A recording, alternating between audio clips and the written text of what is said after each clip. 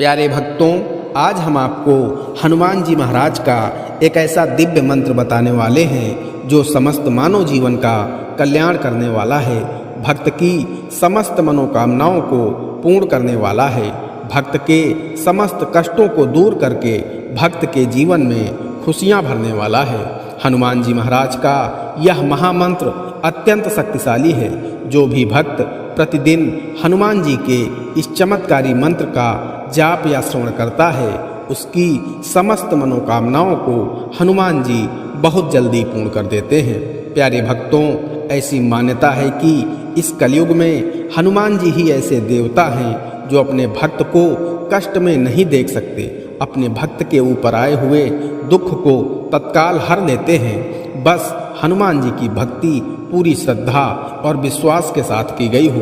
प्यारे भक्तों, आज हम आपको जो मंत्र बताने वाले हैं, उस मंत्र का आपको सच्चे मन से प्रतिदिन कम से कम 108 बार जाप या श्रवण करना है। आप देखेंगे कि हनुमान जी की कृपा आपके ऊपर पहले दिन से ही बरसना शुरू हो जाएगी। आपको सभी कार्यों में सफलता मिलने लगेगी। प्यारे भक्तों, आइए हनुमान जी महाराज के इस चमत्कारी मंत्र को कम से कम 108 बार सुन लेते हैं। लेकिन उससे पहले हनुमान जी महाराज के सभी भक्तों से एक छोटा सा निवेदन है, वीडियो पसंद आए तो दिल से एक लाइक करिएगा और इसी तरह के कल्याणकारी वीडियो आगे भी देखने के लिए हमारे चैनल मंत्र की विद्या को सब्सक्राइब करके कमेंट में जय बजरंगबली जरूर लिखें। प्यारे भक्तों, मंत्र इस प्रकार है। अतुलित बलधामं हेमशैलाभदेहं दनुजवन कृशानुं ज्ञानिनामग्रगण्यं सकलगुणनिधानं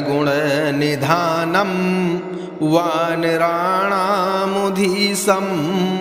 रघुपतिप्रियभक्तं वातजातं नमामि।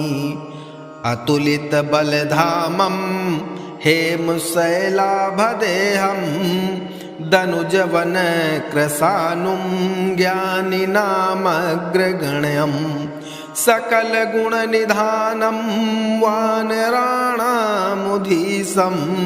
रघुपतिप्रियभक्तं वातजातं नमामि। अतुलितबलधामं हेमशैलाभदेहं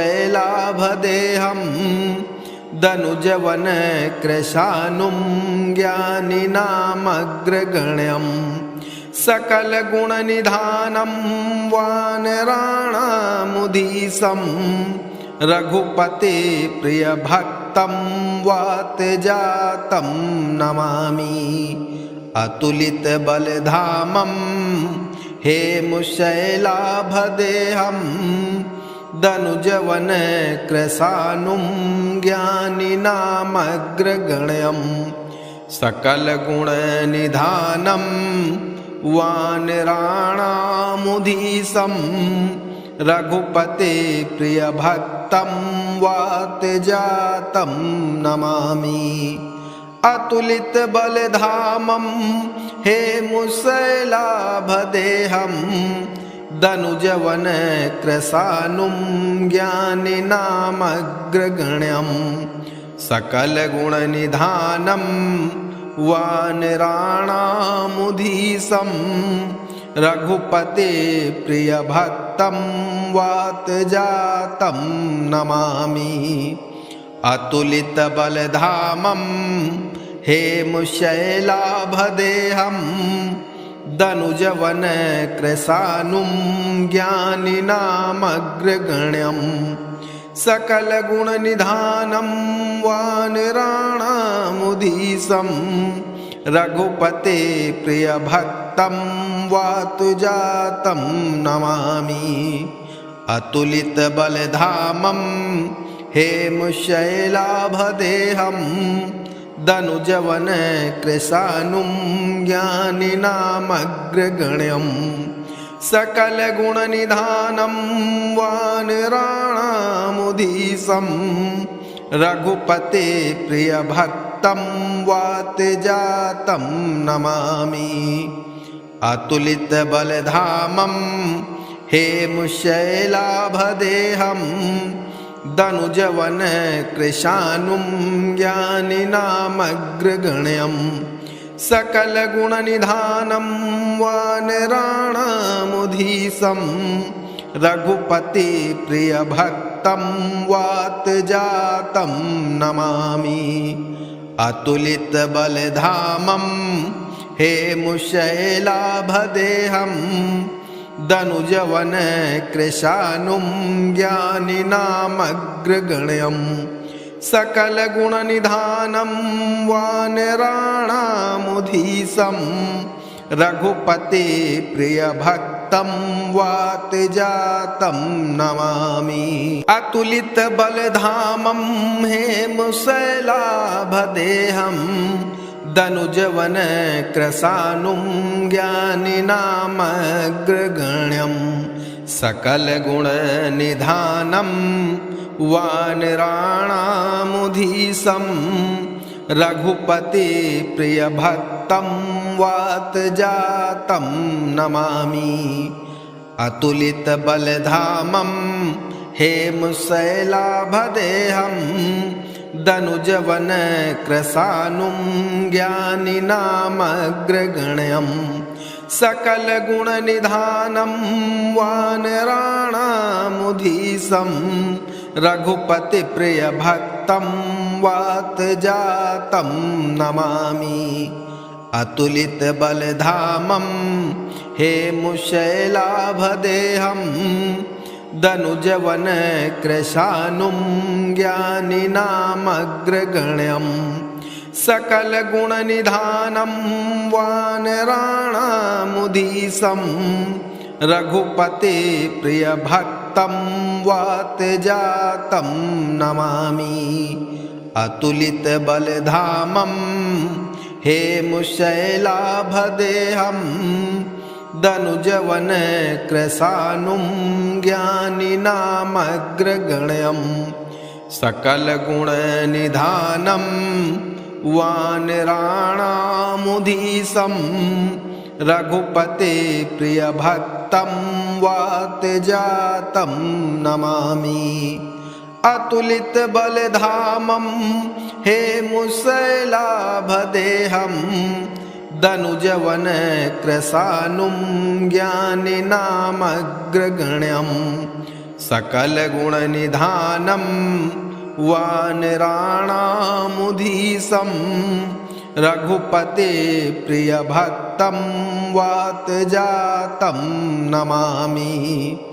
अतुलितबलधामं हेमशैलाभदेहं दनुजवन कृशानुं ज्ञानिनामग्रगण्यं सकलगुणनिधानं वानराणामुधीशं रघुपतिप्रियभक्तं वातजातं नमामि। अतुलितबलधामं हेमशैलाभदेहं दनुजवन कृशानुं ज्ञानिनामग्रगण्यं सकलगुणनिधानं वानराणामुधीशं रघुपतिप्रियभक्तं वातजातं नमामि। अतुलितबलधामं हेमशैलाभदेहं दनुजवन कृशानुं ज्ञानिनामग्रगण्यं सकलगुणनिधानं वानराणामुधीशं रघुपतिप्रियभक्तं वातजातं नमामि। अतुलितबलधामं हेमशैलाभदेहं दनुजवन कृशानुं ज्ञानिनामग्रगण्यं सकलगुणनिधानं वानराणामुधीशं रघुपतिप्रियभक्तं वातजातं नमामि। अतुलितबलधामं हेमशैलाभदेहं दनुजवन कृशानुं ज्ञानिनामग्रगण्यं सकलगुणनिधानं वानराणामुधीशं रघुपति प्रिय भक्तं वात जातं नमामि। अतुलित बलधामं हेमशैलाभदेहं दनुजवन कृशानुं ज्ञानिनामग्रगण्यं सकल गुण निधानं वानराणामुधीशं रघुपति प्रिय भक्तं वात जातं नमामि। अतुलित बलधामं हेमशैलाभदेहं दनुजवन कृशानुं ज्ञानिनामग्रगण्यं सकल गुण निधानं वानराणामुधीशं रघुपति प्रिय भक्तं वात जातं नमामि। अतुलित बलधामं हेमशैलाभदेहं दनुजवन कृशानुं ज्ञानिनामग्रगण्यं सकल गुण निधानं वानराणामुधीशं रघुपति प्रिय भक्तं वात जातं नमामि। अतुलित बलधामं हेमशैलाभदेहं दनुजवन कृशानुं ज्ञानिनामग्रगण्यं सकल गुण निधानं वानराणामुधीशं रघुपति प्रिय भक्तं वात जातं नमामि। अतुलित बलधामं हेमशैलाभदेहं दनुजवन कृशानुं ज्ञानिनामग्रगण्यं सकल गुण निधानं वानराणामुधीशं रघुपति प्रिय भक्तं वात जातं नमामि। अतुलित बलधामं हेमशैलाभदेहं दनुजवन कृशानुं ज्ञानिनामग्रगण्यं सकल गुण निधानं वानराणामुधीशं रघुपति प्रिय भक्तं वात जातं नमामि। अतुलित बलधामं हेमशैलाभदेहं दनुजवन कृशानुं ज्ञानिनामग्रगण्यं सकल गुण निधानं वानराणामुधीशं रघुपति प्रिय भक्तं वात जातं नमामि। अतुलित बलधामं हेमशैलाभदेहं दनुजवन कृशानुं ज्ञानिनामग्रगण्यं सकल गुण निधानं वानराणामुधीशं रघुपति प्रिय भक्तं वात जातं नमामि। अतुलित बलधामं हेमशैलाभदेहं दनुजवन कृशानुं ज्ञानिनामग्रगण्यं सकल गुण निधानं वानराणामुधीशं रघुपति प्रिय भक्तं वात जातं नमामि। अतुलित बलधामं हेमशैलाभदेहं दनुजवन कृशानुं ज्ञानिनामग्रगण्यं सकल गुण निधानं वानराणामुधीशं रघुपति प्रिय भक्तं वात जातं नमामि। अतुलित बलधामं हेमशैलाभदेहं दनुजवन कृशानुं ज्ञानिनामग्रगण्यं सकल गुण निधानं वानराणामुधीशं रघुपति प्रिय भक्तं वात जातं नमामि। अतुलित बलधामं हेमुशैलाभदेहं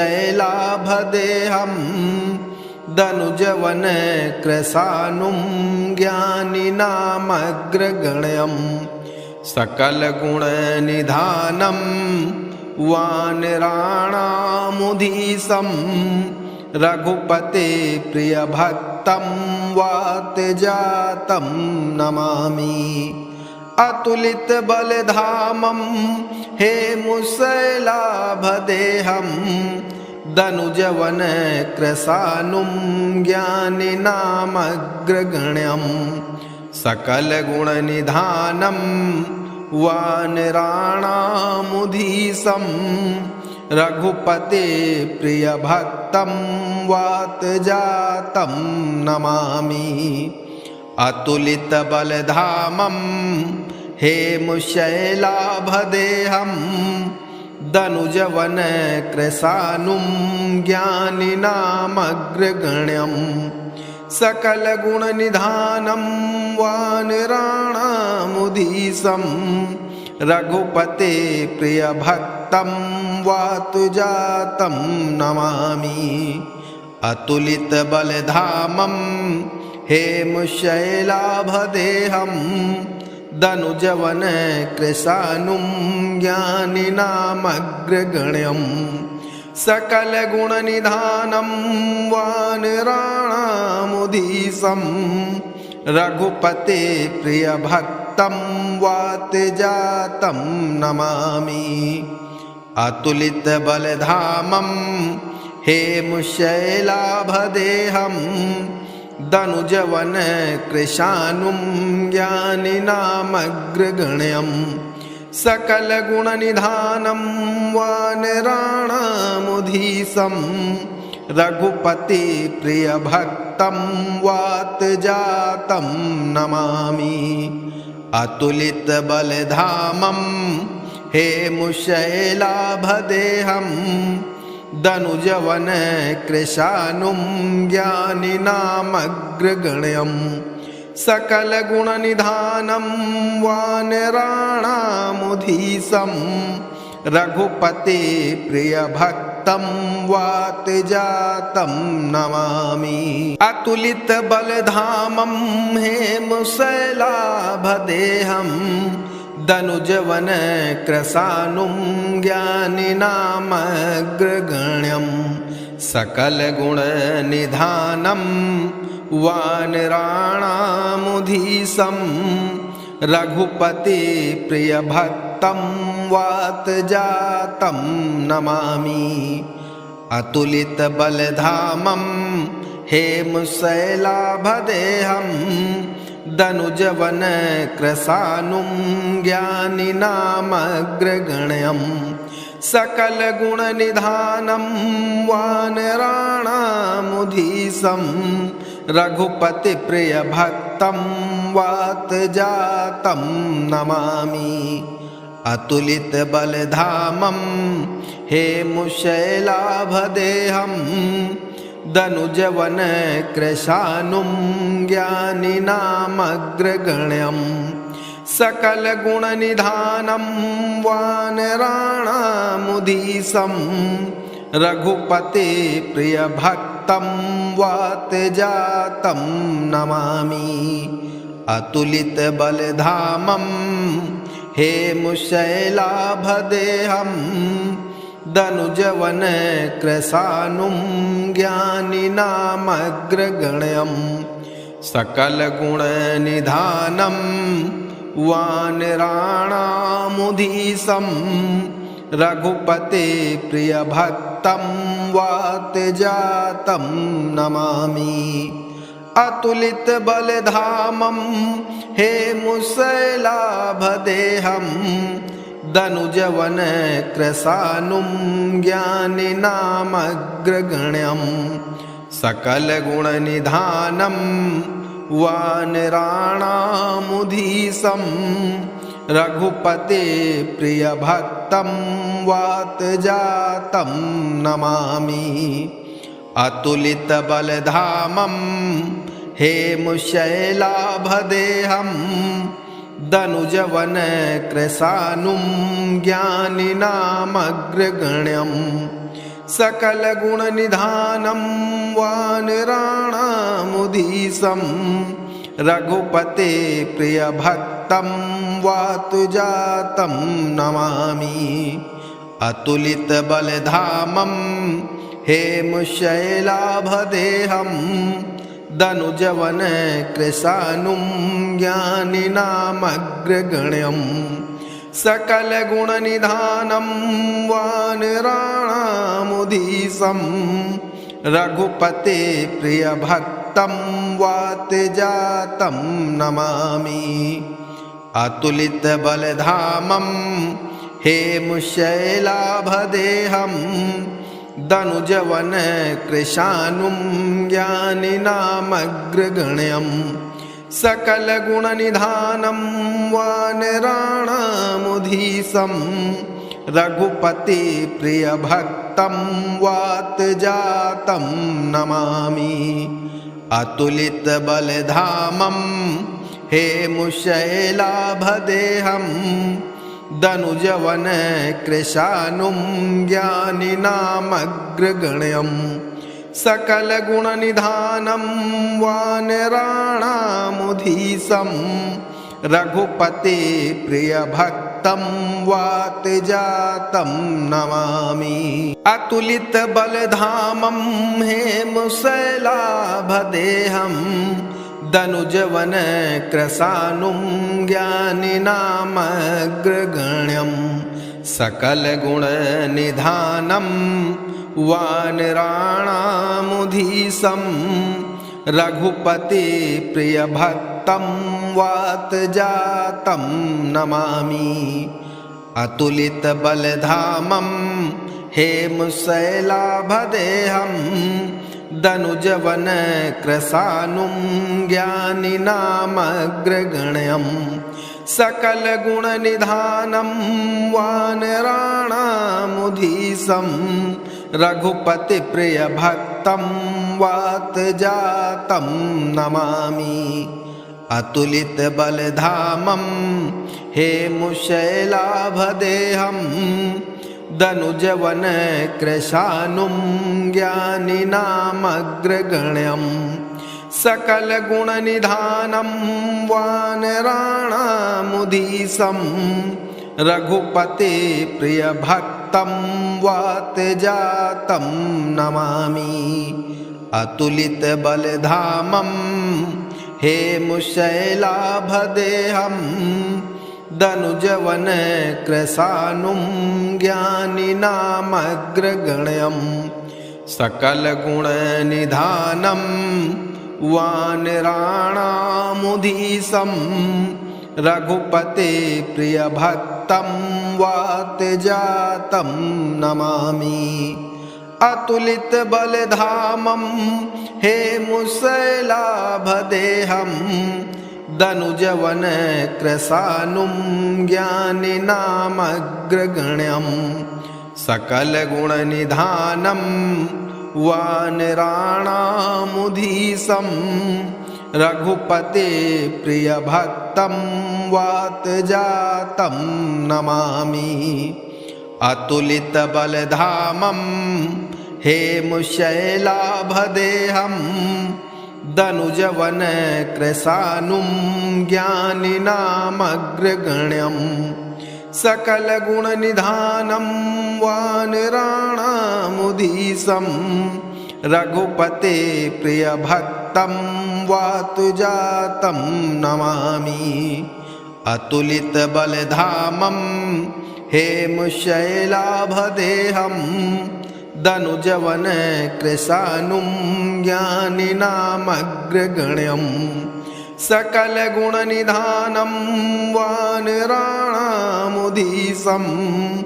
रघुपते प्रियभक्तं वातजातं नमामि। अतुलितबलधामं हेमशैलाभदेहं दनुजवनकृशानुं ज्ञानिनामग्रगण्यं सकलगुणनिधानं वानराणामुधीशं रघुपति प्रियभक्तं वातजातं नमामि। अतुलितबलधामं हेमुशैलाभदेहं दनुजवनकृशानुं ज्ञानिनामग्रगण्यं सकलगुणनिधानं वानराणामुधीशं रघुपतिप्रियभक्तं वातजातं नमामि। अतुलितबलधामं हेमशैलाभदेहं दनुजवनकृशानुं ज्ञानिनामग्रगण्यं सकलगुणनिधानं वानराणामुधीशं रघुपतिप्रियभक्तं वातजातं नमामि। अतुलितबलधामं हेमशैलाभदेहं दनुजवनकृशानुं ज्ञानिनामग्रगण्यं सकलगुणनिधानं वानराणामुधीशं रघुपतिप्रियभक्तं वातजातं नमामि। अतुलितबलधामं हेमशैलाभदेहं दनुजवनकृशानुं ज्ञानिनामग्रगण्यं सकलगुणनिधानं वानराणामुधीशं रघुपतिप्रियभक्तं वातजातं नमामि। अतुलितबलधामं हेमशैलाभदेहं दनुजवनकृशानुं ज्ञानिनामग्रगण्यं सकलगुणनिधानं वानराणामुधीशं रघुपतिप्रियभक्तं वातजातं नमामि। अतुलितबलधामं हेमशैलाभदेहं दनुजवनकृशानुं ज्ञानिनामग्रगण्यं सकलगुणनिधानं वानराणामुधीशं रघुपतिप्रियभक्तं वातजातं नमामि। अतुलितबलधामं हेमशैलाभदेहं दनुजवनकृशानुं ज्ञानिनामग्रगण्यं सकलगुणनिधानं वानराणामुधीशं रघुपतिप्रियभक्तं वातजातं नमामि। अतुलितबलधामं हेमशैलाभदेहं दनुजवनकृशानुं ज्ञानिनामग्रगण्यं सकलगुणनिधानं वानराणामुधीशं रघुपतिप्रियभक्तं वातजातं नमामि। अतुलितबलधामं हेमशैलाभदेहं दनुजवनकृशानुं ज्ञानिनामग्रगण्यं सकलगुणनिधानं वानराणामुधीशं रघुपतिप्रियभक्तं वातजातं नमामि। अतुलितबलधामं हेमशैलाभदेहं दनुजवनकृशानुं ज्ञानिनामग्रगण्यं सकलगुणनिधानं वानराणामुधीशं रघुपतिप्रियभक्तं वातजातं नमामि। अतुलितबलधामं हेमशैलाभदेहं दनुजवनकृशानुं ज्ञानिनामग्रगण्यं सकलगुणनिधानं वानराणामुधीशं रघुपतिप्रियभक्तं वातजातं नमामि। अतुलितबलधामं हेमशैलाभदेहं दनुजवनकृशानुं ज्ञानिनामग्रगण्यं सकलगुणनिधानं वानराणामुधीशं रघुपतिप्रियभक्तं वातजातं नमामि। अतुलितबलधामं हेमुशैलाभदेहं दनुजवनकृशानुं ज्ञानिनामग्रगण्यं सकलगुणनिधानं वानराणामुधीशं रघुपतिप्रियभक्तं वातजातं नमामि। अतुलितबलधामं हेमुशैलाभदेहं दनुजवनकृशानुं ज्ञानिनामग्रगण्यं सकलगुणनिधानं वानराणामुधीशं रघुपतिप्रियभक्तं वातजातं नमामि। अतुलितबलधामं हेमुशैलाभदेहं दनुजवनकृशानुं ज्ञानिनामग्रगण्यं सकलगुणनिधानं वानराणामुधीशं रघुपतिप्रियभक्तं वातजातं नमामि। अतुलितबलधामं हेमुशैलाभदेहं दनुजवनकृशानुं ज्ञानिनामग्रगण्यं सकलगुणनिधानं वानराणामुधीशं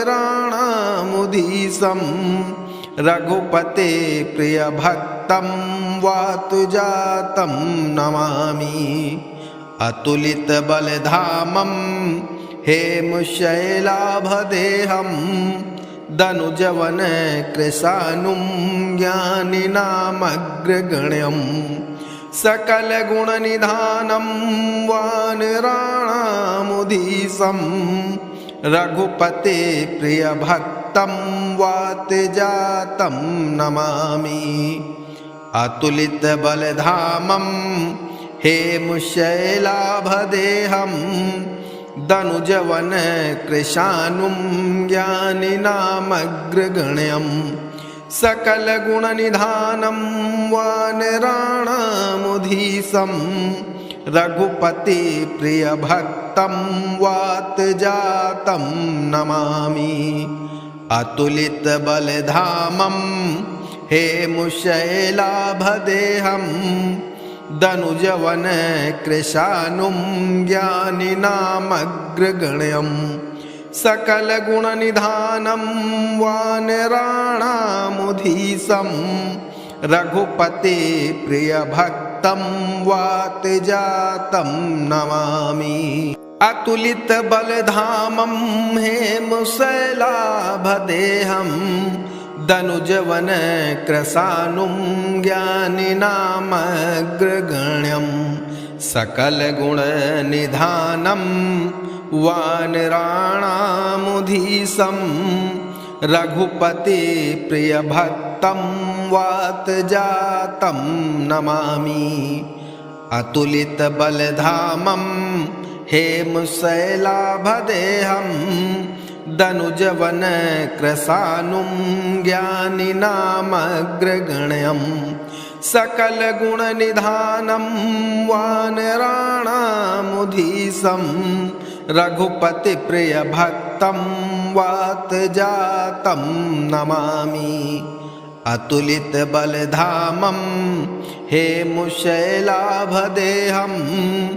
दनुजवनकृशानुं